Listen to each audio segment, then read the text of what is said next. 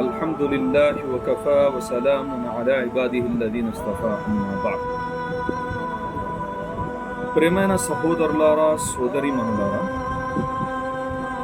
ఇవాళ నేను మీ ముందు మనం పేర్లు ఎలా పెట్టాలి, ఎలా పెట్టుకోవాలి, దీని గురించి విడమర్చి స్పష్టంగా పూర్తిగా చెప్పాలి అంటే చాలా సమయం కావాలి.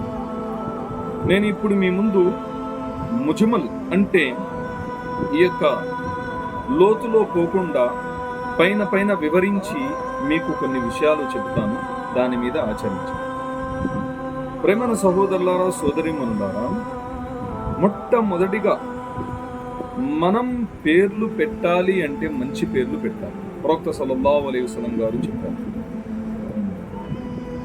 మంచి పేర్లు పెట్టండి అని ఆజ్ఞాపించారు. అందుకని మనం ఏం చేయాలి అంటే పేర్లు పెట్టేటప్పుడు బాగా ఆలోచించి పెట్టాలి. అయితే ప్రేమైన సహోదరులారా, సోదరీమణులారా, పేర్లు పెట్టేటప్పుడు చాలా మంది కూడా పుట్టిన తేదీ, రోజు, సమయం, అలాగనే పగల రాత్రి ఇవన్నీ చూస్తారు. వీటికి ఇస్లాంకి ఏది కూడా సంబంధం లేదు. ఈ రెండిట్లో దేనికి కూడా సంబంధం లేదు. ఇస్లాంకి ఈ యొక్క పేర్లు పెట్టడానికి చూసే వస్తువులు. పేర్లు ఎలా ఉండాలి అంటే మంచి అర్థం రావాలి. ఉదాహరణకి మనం పేర్లు పెట్టాలి అంటే మొట్టమొదటిగా మనం చూడాల్సింది ఏంటంటే ప్రవక్తల పేర్లలో చూడాలి. ప్రవక్తల పేర్లో, దాని తర్వాత సహాబాలు, సహాబియాతులు, తాబీన్లు, తాబీన్లు.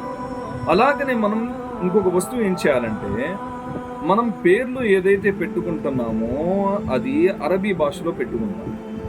వాటి యొక్క అర్థాలు, మీనింగ్లు మనకి తెలియదు. చాలామంది నెట్లో వెతుకుతారు.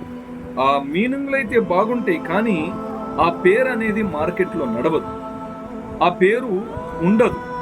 మనం అలాంటప్పుడు ఏం చేయాలి అంటే తెలిసిన వాళ్ళ దగ్గర, మన యొక్క నమ్మకమైన పండితుల దగ్గర మనం తెలుసుకొని మన పిల్లల పేర్లు పెట్టాలి. రకరకాలైన పేర్లు ఈ కాలంలో పెడుతున్నారు. చాలా ఆశ్చర్యకరమైన పేర్లు ఎక్కడ కూడా విని ఉండమన్నమాట. అందుకని దయచేసి అందరూ కూడా పేర్లు పెట్టేటప్పుడు తెలుసుకొని పెట్టే ప్రయత్నం చేయండి. జజాకుముల్లాహు ఖైర్. అహ్సన్.